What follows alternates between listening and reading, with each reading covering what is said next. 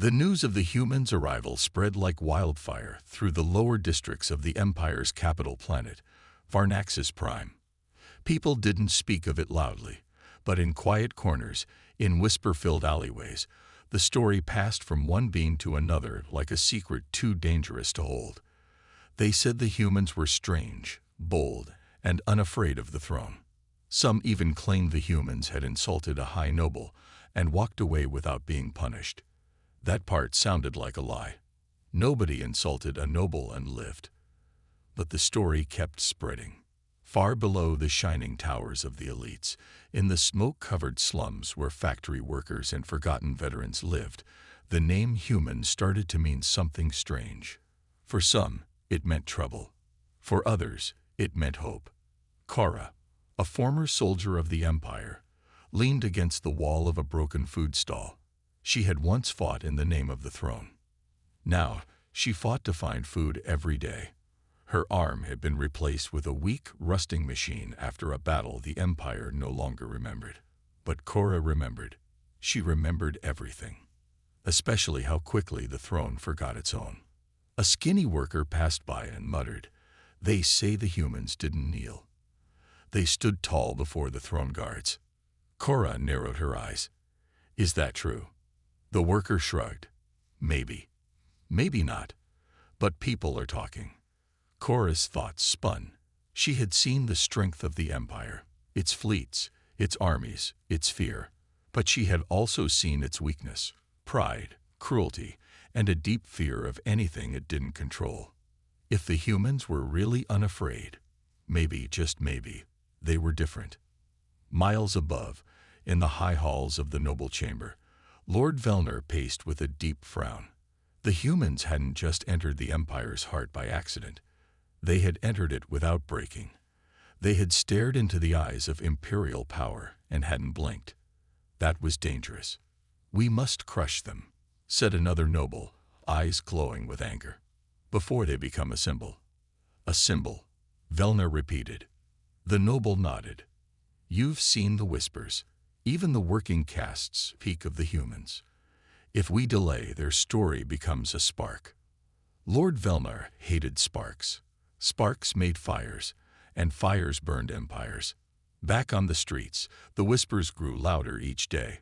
Someone had painted a strange sign on a wall, a stick figure with 2 legs, 2 arms, and a helmet. A human drawn with bold red lines. Below it, in broken imperial script, were the words, "They do not kneel." No one claimed responsibility, but more signs appeared every night. In places guards didn't go. On walls the nobles never saw. Cora saw them. So did others like her. Old soldiers, factory workers, poor merchants, and dreamers. They began to meet quietly, behind locked doors and under broken ceilings. No one said the word rebellion, not yet. But they talked. About humans, about freedom, about standing tall. In one such meeting, a young technician named Jarn spoke nervously. "They have no empire, no throne, no emperor, but they walked into ours like they belonged." Another added, "They didn't even bring an army, just a ship, and still, they made the nobles nervous." Cora's metal fingers tapped the table. "That's because they don't play by the same rules. They don't fear the throne." "What if we don't either?" Someone whispered. Everyone fell silent. The words had weight, too heavy to lift, but too tempting to ignore. Meanwhile, the humans had no idea their presence had started something dangerous. Captain Mira Holt, who led the small crew stranded on Varnaxis Prime, was trying to fix their ship and figure out how they had ended up in the center of a galactic empire by accident.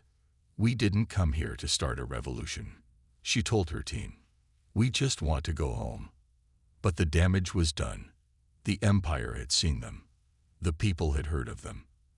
And the throne was beginning to shake, not from war, but from words. In the coming days, the whispers turned into murmurs. The murals turned into messages.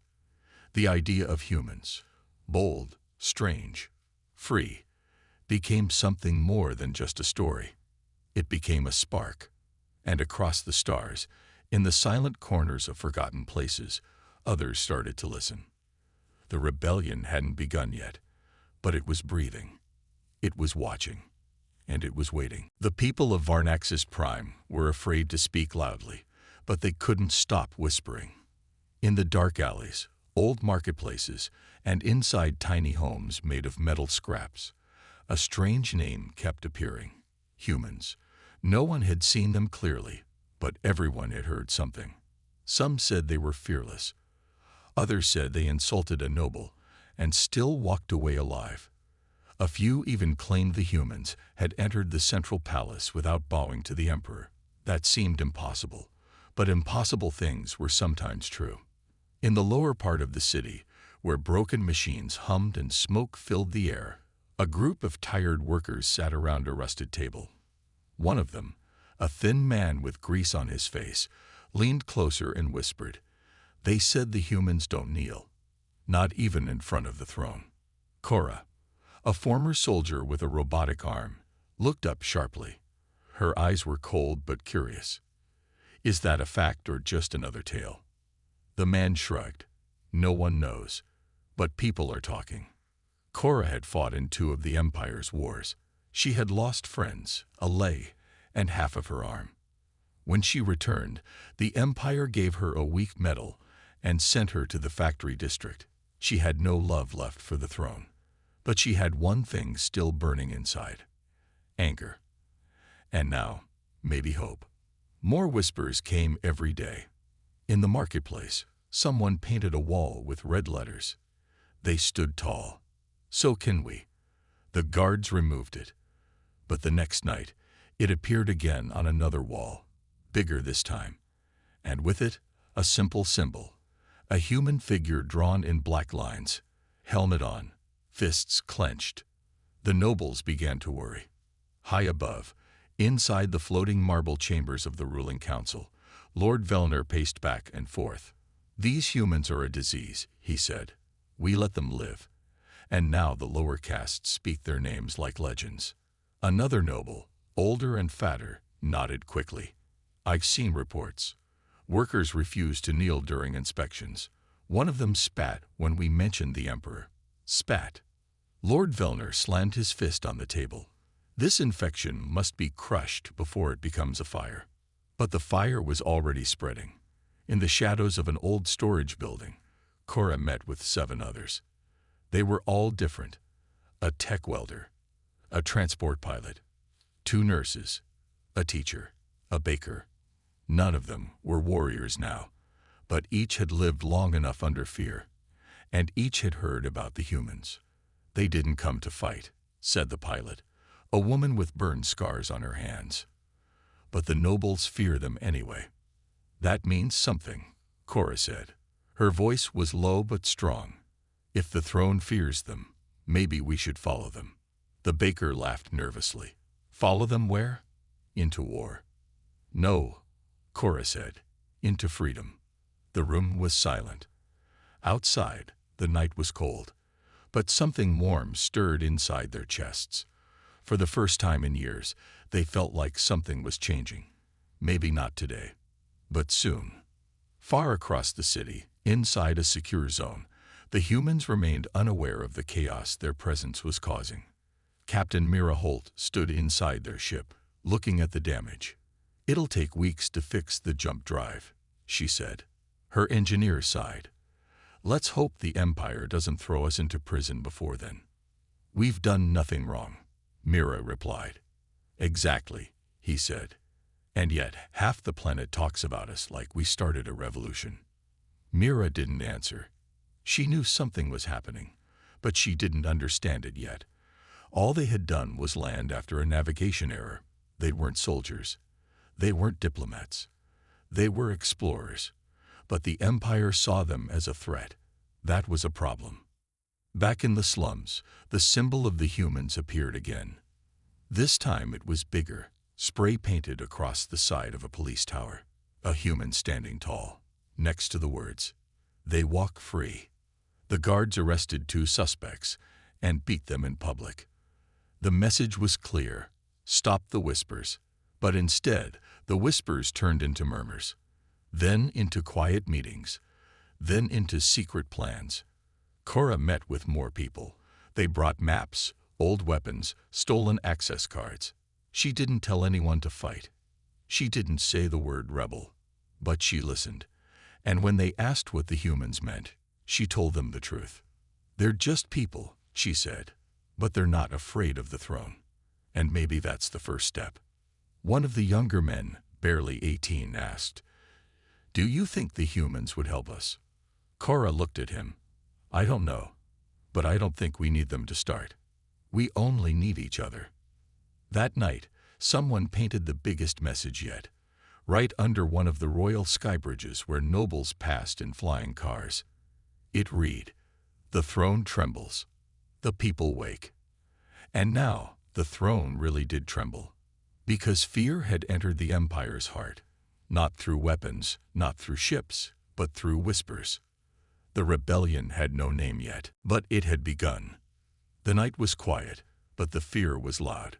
Inside the royal palace, where everything was made of gold, glass, and pride, the emperor sat with a stone face. He wore a robe that shimmered with light from captured stars, but even his bright clothing could not hide the shadow growing behind his throne. That shadow had a name now. One name, whispered from the mouths of the poor, the broken, the angry. Human. "They are only 5, the emperor said, voice low and cold. 5 lost travelers." Lord Velner, kneeling before him, didn't dare lift his eyes. "Yes, your radiance, but they have become more than that. The lower cities speak of them every hour. The symbol has appeared in 20 more districts." The emperor's hand tightened around his staff. "Have they spoken against the Empire?" "No, your radiance," Velnar admitted. "They haven't spoken at all. That's what makes them dangerous. The silence lets others fill the story with hope. Hope. That word had been banned once, long ago, in the time of the Great Silence. But now it was back, and it was growing like a weed. While the throne discussed fear, the humans were trying to survive. Captain Mira Holt sat at a dusty table inside a small safe zone. Her crew was tired. Their ship was broken. Supplies were low. And even though no one had arrested them yet, armed guards followed them everywhere. "We need parts," Mira said. "Without a new crystal core, we can't jump." Her engineer nodded. "The Empire's tech is different. Too advanced in some ways, too broken in others. We can't just buy what we need. We have to trade for it." "Trade what?" asked another crew member. "We don't have credits. We don't have weapons. We barely have food." Mira leaned forward, her voice steady. "Then we trade knowledge. Ideas. Whatever they don't have, we offer. But we do not stay here longer than we have to." They all agreed, but it was already too late. Outside, beyond the walls, people had started calling them names. The Unmelt, the Free Ones, the Fire from Nowhere. Each name carried weight, each one added to the legend. In the lower city, Cora's group had grown. What started as 7 people was now over 50. They moved in the dark, trained in quiet, and passed messages on paper, not screens. It was safer that way. They didn't call it rebellion. Not yet. But they were preparing. A young girl named Liz, barely 15, helped draw the symbols at night. Her hands were small, but steady. She painted humans standing tall, flames behind them, chains broken at their feet. "What do you think they'll do when they see this?" she asked Cora once. Cora watched her work and said, "They'll fear it, because it shows a world without them. They'll arrest me. Maybe." Liz smiled. "Let them try." News moved fast now, like lightning across wires. Entire neighborhoods began refusing to kneel during patrol visits. Some workers placed small human symbols on their uniforms. Guards beat them for it. But the beatings only made the symbols more powerful. Some of the nobles wanted to send in the army. "Crush the streets," one of them shouted during a secret meeting. "Show them who rules." But others warned against it. If we spill blood too fast, they will rise sooner. The humans didn't raise weapons, but if we attack now, they might. So the Empire hesitated, and the people used that hesitation like a weapon. Then something unexpected happened.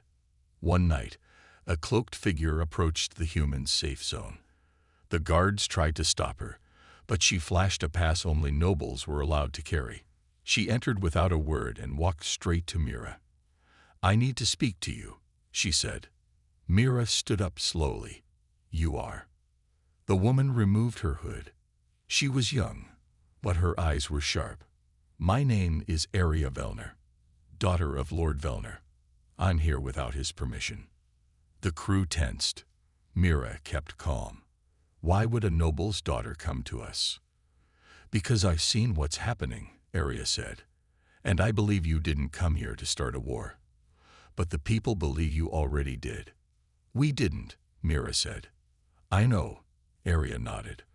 "But the Empire has no stories, only rules and fear. You gave them something else. You gave them a choice." Mira looked at her closely. "And what do you want?" Aria's voice was steady. "I want to help. I want to stop this empire from eating itself, and I think you're the only ones who can make that happen." The crew was silent. Mira finally asked, "Why risk your life to help strangers?" Aria looked down, then back up. "Because I'm tired of kneeling too." That night changed everything. With Aria's help, the humans finally reached a hidden place in the city where old tech was kept. They found what they needed, a broken crystal core that could be fixed. But more important than the part was what they saw along the way. Walls covered in human symbols.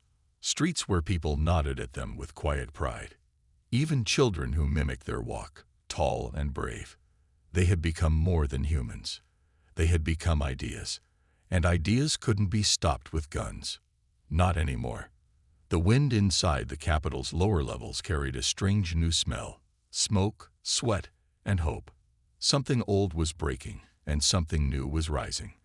But nobody could say its name without shaking. The Empire still held its sword, but its grip was weakening.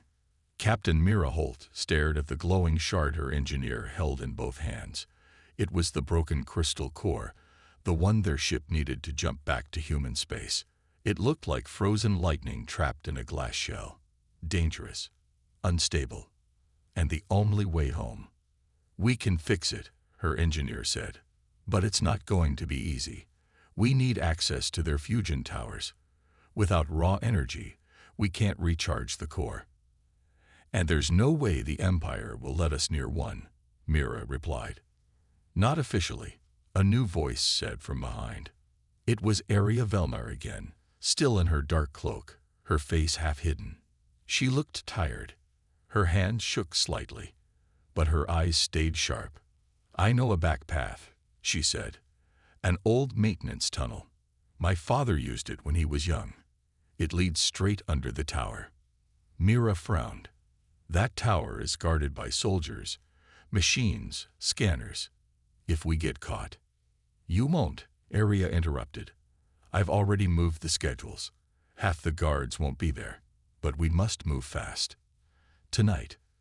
Mira studied her for a moment. "Why are you really helping us?" Aria hesitated. Then she said, "Because if you leave now, everything we've started will burn. The people believe in you. But if you vanish without finishing what you started, the Empire will hunt them down. You've become a symbol, Mira, and symbols don't get to walk away." Mira didn't answer right away, but in her heart she already knew the truth. This wasn't just about going home anymore. It was about what they would leave behind. Later that night, the team moved through the shadows. Kara and 3 of her rebels guided the humans through old sewer paths. Pipes hummed above them, and the floor smelled like rust and wet stone. At every turn, Kara's team checked corners, silenced sensors, and whispered short codes over small comms. Then, finally, they reached it, the base of the fusion tower. The hum of power above them sounded like thunder stuck in a loop. Blue light pulsed through the floor. Everything was alive with energy. If they could just connect the crystal, even for a minute, the ship would have a chance. But just as they began setting up the connection, everything went wrong. A silent alarm they hadn't known about activated. Red lights blinked once, then vanished. A trap. From the upper rails, steel doors opened, and armed sentinels dropped down. Their armor was dark red. Elite. The kind that didn't miss. "Drop your tools." A voice barked. "Surrender." Nobody moved. Mira looked around. Arya stood frozen, her cloak slipping back, showing her face. One of the guards recognized her. "Lady Arya," he said in shock. "You're with them." "I'm with Truth," she said. Then Cora moved. Fast as a shadow, she pulled a flash bomb from her belt and threw it into the air. It exploded with a white burst of light. The sound was sharp and blinding. For 2 seconds, the world went silent. That was enough. Mira grabbed the crystal, connected it to the tower port, and activated the energy flow. Blue lightning ran down the cable and into the core. The crystal screamed with power, glowing hotter than the sun. But the guards recovered quickly. Shots fired. Lasers cut through the air. One rebel dropped, screaming. Another grabbed the cable to shield it with his own body, burning his hands. Mira didn't stop. "Just 5 more seconds," she yelled. 2 more, her engineer cried. Then, click. The crystal stopped glowing. It was charged. "Go," Mira screamed. They grabbed the crystal and ran.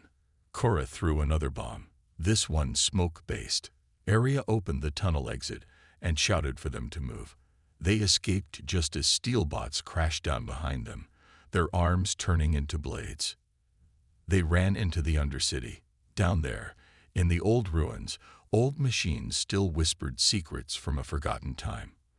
They hid behind metal beams, out of sensor range, catching their breath. The mission was a success, but not without cost. One rebel had died. Another was wounded. Arya's arm had been grazed, and the humans were now fully marked as enemies of the Empire. "We can't stay hidden for long," Cora said. "They'll come for us," Arya added. "All of us." Mira looked at the charged crystal in her hands. "Then we don't hide," she said. "We move the ship." "Move it?" her crew asked. "Yes. Out of the junkyard. Into the sky. We fix it. We launch it. In the open." "Are you crazy?" someone asked. "They'll shoot it down." "Not if the people rise with us," Mira said. "Not if we give them one clear moment. A sign. A fire in the sky." Silence followed. Then Cora said, "I can spread the message. Tonight. If your ship rises tomorrow, the people will be watching. And they'll choose what happens next." That night, messages flew across the Empire's heart like sparks. "Watch the sky at dawn. Humanity will rise."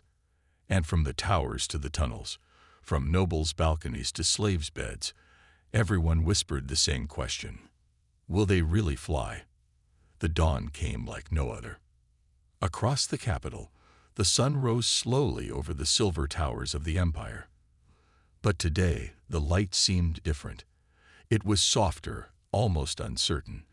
The air carried a charge, a hum of something big about to happen. In the lower levels, people gathered in secret. Some stood by windows, others by rooftops, eyes on the sky, waiting for the signal. Some were rich, others poor, but today they all shared one thing, a hope that was not their own, but that of a few humans who had unknowingly given it to them. The ship was ready.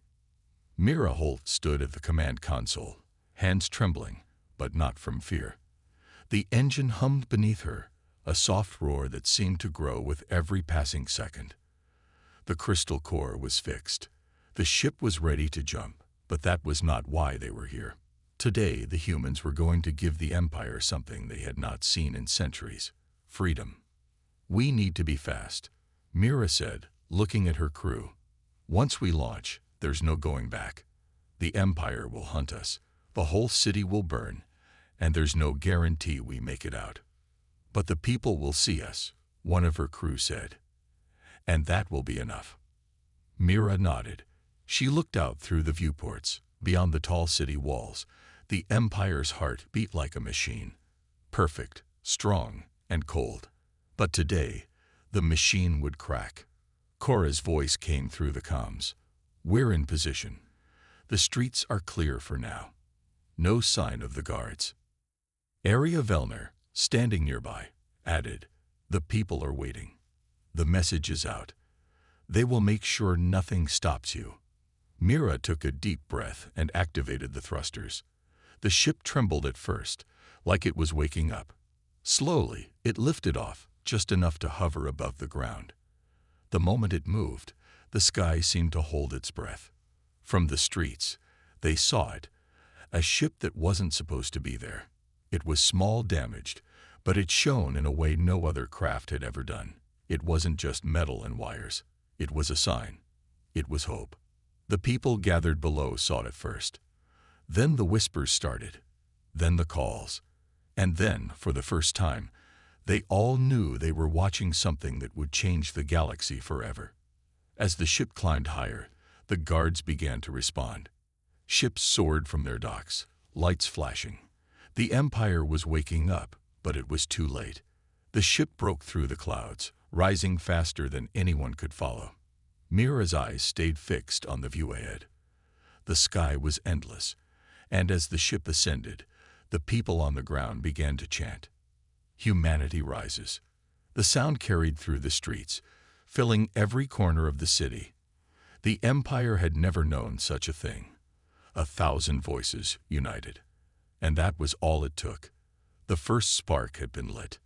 Back in the palace, the Emperor stood in his throne room, eyes wide with disbelief. His voice cracked as he gave orders to his generals. "Stop them. Stop them now. They cannot." But the humans didn't stop. The ship broke through the atmosphere, heading for the stars. For the first time in centuries, the Empire had no control over the sky. Arya stood on the comms with Mira, watching as the ship moved farther from their reach. "You've done it," Arya whispered. "They'll never be able to forget this."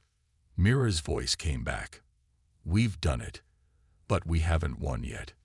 Back below, the city was in chaos. The people who had waited, who had watched, now rose. The streets were filled with shouts, movements, and the sounds of rebellion. People took to the rooftops, signaling to each other. They painted symbols on walls, marking their courage. The Empire had lost its hold. The guards in the streets were caught off guard. There was no clear enemy, no clear plan. There was just humanity, and that was all they needed. The Emperor's voice came over the palace comms. "Send the fleets. Now." It was too late. The people had already seen the truth. The Empire was no longer invincible. The ship, small and battered as it was, had done something that no weapon could. It had broken their illusion. By the time the fleets reached the coordinates of the ship, the crew had already done what they needed. The ship's engines fired one last time, and the jump was made. They weren't going to war. They weren't going to fight. They were going home. But as the human ship vanished into the distance, the story didn't end there. In the streets, in the factories, and in the alleys, something bigger than fear had taken root. It was hope. It was power. It was freedom. And it was spreading like fire across the stars. The Empire had tried to silence humanity, to make them small. But humanity had only grown stronger. Now, the stars were theirs. The rebellion was just beginning, and the throne would never be the same. The days following their daring escape were filled with chaos and a strange, rising sense of hope. Mira Holt had never imagined he would be a symbol of rebellion. Yet here she was, sitting in the cockpit of a stolen ship, staring out at the stars, knowing the war for the galaxy had just begun. But it was a war with a new kind of power, one that didn't come from fleets or weapons, but from something deeper, something human. As they left the Empire's core behind, the crew could feel the weight of the decision they'd made. They'd broken the Empire's grip. They'd lit a spark that no one could put out. But the galaxy was vast, and it was not just the empire they had to face. It was the entire system of rulers who had kept the galaxy under control for centuries. Do you think they'll follow? Cora's voice broke through the silence, her words filled with a mix of excitement and fear. Mira glanced at her. Who? The people. They saw what happened. They saw the ship rise. They saw the power of something different. Do you think they'll join us? Mira hesitated. They have no choice but to follow, if they want to live free. But they don't know what that means yet. We have to show them. Aria Vellner stood near the communications console. Her eyes narrowed as she scanned the data coming in. The message is spreading faster than we thought. It's in every city, every colony. The Empire doesn't even know how to react. Mira nodded. They'll try to crush us. They won't stop until they're sure we're gone. But we're not running. We're building something new, something stronger. But how? One of the crew members asked. We're just a small ship. What do we have against the Empire's fleets? Mira's gaze hardened as she looked out into the darkness of space. We have something more powerful than ships. We have something they can't control. We have the people, Aria added, her voice firm. The people who now believe in us.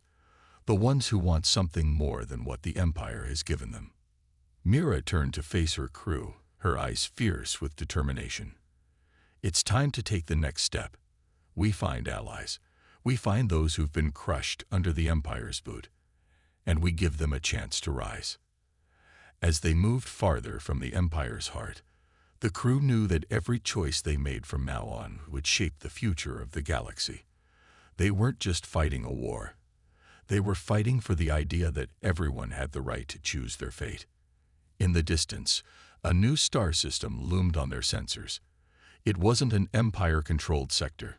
It was independent, a wild space, untouched by the rule of the Emperor. This is where we start, Mira said, her voice steady. We make contact. We build our alliances. We show them that humanity isn't just a symbol of resistance. It's a symbol of hope. Meanwhile, across the stars, the message of humanity's defiance had begun to take root. The spark they had ignited was growing, spreading like wildfire. In the far reaches of the galaxy, an old forgotten race had watched the events unfold. They were ancient, their technologies long abandoned by the newer, stronger powers that rule the galaxy now. But the rise of humanity piqued their interest. The rebellion's message echoed in their minds. Freedom. One of their leaders, a being cloaked in ancient armor, stood before the council. We've seen this before, he said, his voice low. A race that rises from nothing, defying the odds. They have the potential to shake the foundation of this galaxy. But why should we join them? Another voice questioned. What if they fail? The armored leader smiled grimly. Because we know what happens when you don't act. And we've watched the Empire crush countless rebellions before. This time will be different. His words were met with silence. But it wasn't a silence of doubt. It was the silence before a storm. Back on Mira's ship, the crew prepared for their next move. They had no idea what was waiting for them in this unknown sector, but they knew one thing for sure. The Empire would come for them, and when it did, they would be ready. As Mira walked through the ship's corridors, her thoughts raced. There was no turning back now. The message had been sent, the people had heard, and the galaxy was about to change. It was just a matter of time before the next battle began. But this time, the humans wouldn't be alone. They had the people, and the people had the power to rise. The galaxy was on the brink of war, but it was also on the edge of something new, something that had never been seen before, something that could change everything. Humanity had accidentally entered the Empire's heart, but now it was ready to take on the throne. The galaxy was awakening. Across the stars, the winds of change were stirring. The rebellion, once a spark of hope, was quickly becoming a flame. From colony to colony, the people began to rise, fueled by the courage of the humans who had defied the Empire's iron grip. They weren't just fighting for freedom. They were fighting for something deeper, the chance to be something greater than slaves to the galaxy's oldest and most ruthless empire. But the empire was not blind. It had felt the tremors of rebellion, and it was ready to strike back with all the force it could muster. Back in the heart of the empire, the emperor sat in his darkened throne room, watching as his generals scrambled to respond to the chaos that was unfolding. His hands were clenched tightly, his mind racing. How had it all gone so wrong? How had humanity, of all the insignificant species, found the courage to challenge his reign? "Send every ship," the emperor commanded, his voice low but full of venom. "Leave no stone unturned. They will regret ever crossing us." His advisor, a tall, cloaked figure, stepped forward. "Your Majesty, there are whispers in the outer systems. They say the humans are gathering allies. We may face more than just their ships." The emperor's eyes narrowed. "If they want to fight, then we'll show them what happens when they challenge the might of the empire. Leave nothing standing." Meanwhile, on Mira Holt's ship, the crew was preparing for their next move. They had sent the signal, and the message was clear. They were not afraid to take on the empire. But now, they needed to be smarter. They needed allies, resources, and most of all, time. "Where are we heading next?" Arya asked, as she stared at the star charts laid out before her. Mira's gaze remained fixed on the galaxy map. "We need to find the closest neutral worlds, ones that haven't already fallen under the Empire's influence. They'll have resources we need and people who can join our cause." "But how do we convince them?" Cora asked, her voice cautious. Mira sighed. "We show them what the Empire is capable of. We show them that the fight is bigger than just one planet or one species. We show them that this is their fight too." The crew knew the stakes. The Empire wasn't going to let this rebellion slide.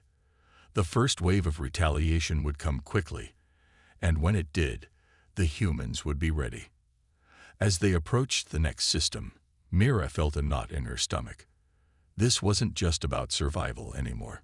It was about proving that humanity belonged among the stars, that they were not meant to be crushed under the Empire's heel. "Prepare for landing," Mira ordered, her voice steady but laced with the tension she felt. "This is our chance to build the next piece of our army." The neutral world they had targeted was a bustling trading hub, a place where many races came and went, far from the reach of the Empire. It was a perfect place to seek allies, but also dangerous, as it was one of the few remaining places the Empire hadn't completely subjugated. Mira's ship touched down in a quiet, hidden bay, away from the bustling markets and crowds. The crew disembarked, armed and ready. They knew they had to act quickly, or the Empire's scouts would catch wind of their presence. They made their way through the winding streets of the city, keeping to the shadows. The planet was still independent, but the Empire's influence was growing. Mira knew that if they stayed too long, the Empire would find them. But as they walked, they could feel the tension in the air. People watched them from behind corners, their eyes filled with curiosity and fear. Whispers followed them as they moved through the narrow streets. It was clear that the humans weren't welcome, but Mira wasn't worried. She wasn't here to ask for permission. She was here to show them why they should join the fight. They reached the central square, where a small group of leaders from various species were gathered. Mira approached them, her crew flanking her, standing tall. The leaders eyed her warily, but there was something in their eyes, a spark of hope. "You've come to us at a dangerous time," one of the leaders said, his voice cautious. "The Empire is watching every move. You shouldn't be here." "We know," Mira replied, her voice calm but firm. "But we can't win this war alone. We need your help. The Empire is coming for all of us. If we don't fight together, we'll all be wiped out." Another leader, a tall alien with green skin, stepped forward. "What makes you think we should trust you? Your rebellion is still young. You're not ready to take on the Empire." Mira's gaze locked with his, unflinching. "What if I told you that the Empire is already afraid of us? that they're already sending ships to crush us, but we've survived every time. They won't stop until every free world is under their control, and you'll be next." There was a long pause, and for a moment, Mira thought they might refuse. But then, the green-skinned leader nodded. "You have a point. We've been silent too long. If we join you, we risk everything. But if we don't, we risk everything anyway." The others nodded. The rebellion had a chance to grow. With their help, the human cause could become something far bigger, something that could truly challenge the Empire's power. Back in the depths of the Empire's heart, the Emperor's anger was palpable. His ships were already moving out, and he was determined to crush the rebellion once and for all. But as he looked out from his throne, something inside him twisted. He had always believed that the Empire was invincible. But now, humanity had shaken that belief. The Emperor had underestimated them, and as the rebellion grew stronger, so did his fear. The first battle was coming, and this time, the stakes were higher than ever.